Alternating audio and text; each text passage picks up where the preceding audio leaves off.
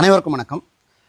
இன்றைக்கி தினமும் காலையில் செய்திகளை பார்க்கும்போதே மிக கொடிய அளவில் மனசு பதறுது. அந்த அளவுக்கு தமிழ்நாடு முழுக்க போதை கலாச்சாரம், அதன் மூலயமா நடக்கக்கூடிய அந்த பாலியல் வன்கொடுமைகள், அதாவது 3 வயசு பிள்ளைகளை 10 வயசு பிள்ளைகளை பிடிச்சி ரேப் பண்ணி கொள்கிறாங்க. அங்கங்கே பார்த்திங்கன்னா நான் கட்சிக்காரன்னு சொல்லிட்டு மாமூல் கேட்டுக்கிட்டு இருக்காங்க சாராய கடையெல்லாம்.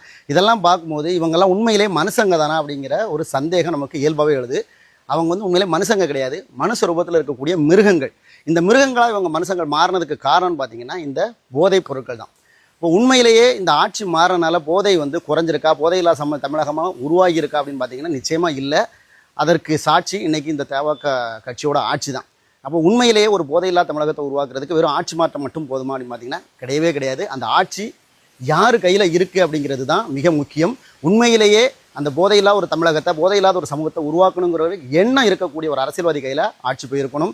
இந்த மண்ணையும் மக்களையும் நேசிக்கக்கூடிய, இந்த மக்களோட நல்வாழ்வுக்காக அரசியல் செய்யக்கூடிய ஒரு அரசியல்வாதிகள் கையில் ஆட்சி மாறி இருந்தால் மட்டும்தான் இந்த போதையில்லாத சமூகத்தை உண்மையிலேயே உருவாக்க முடியும்.